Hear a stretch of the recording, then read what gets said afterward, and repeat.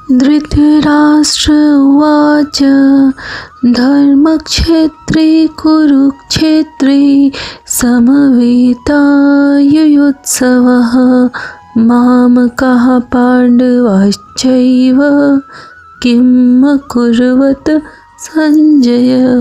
श्रीमद् भगवत गीता का प्रथम अध्याय है कुरुक्षेत्र के युद्ध स्थल में सैन्य निरीक्षण का प्रथम श्लोक कुछ इस प्रकार है। जब धृतराष्ट्र संजय से यह पूछते हैं कि धर्म क्षेत्र कुरुक्षेत्र में मेरे तथा पांडवों के पुत्र जो युद्ध की इच्छा से एकत्रित हुए हैं उन्होंने क्या किया।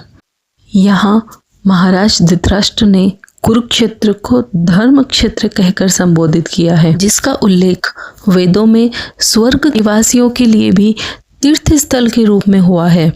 अतः धृतराष्ट्र अत्यंत भयभीत था कि इस पवित्र स्थल का युद्ध के परिणाम पर न जाने कैसा प्रभाव पड़े।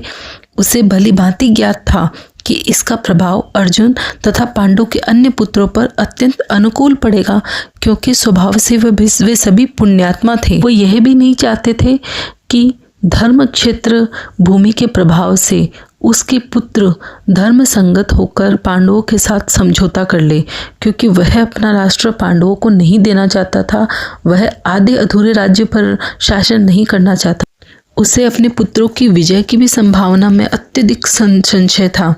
इसी संदेह के कारण उसने संजय से पूछा कि उन्होंने क्या किया। पांडव तथा धृतराष्ट्र के पुत्र दोनों एक ही वंश से संबंधित हैं, किंतु यहाँ पर धृतराष्ट्र के वाक्य से उसके मनोभाव प्रकट होते हैं। उसने जानबूझकर अपने पुत्रों को कुरु कहा और पांडु के पुत्रों को वंश के उत्तराधिकार से विलग कर दिया। इस तरह पांडु के पुत्रों अर्थात अपने भतीजों के साथ धृतराष्ट्र की विशिष्ट मन स्थिति समझी जा सकती है। जिस प्रकार धान के खेत से अवांछित पौधों को उखाड़ दिया जाता है, उसी प्रकार इस कथा के आरंभ से ही ऐसी आशा की जाती है कि जहाँ धर्म के पिता श्री कृष्ण उपस्थित हो, वहाँ कुरुक्षेत्र रूपी खेत में दुर्योधन आदि धृतराष्ट्र के पुत्र रूपी समूल नष्ट करके युधिष्ठिर आदि नितांत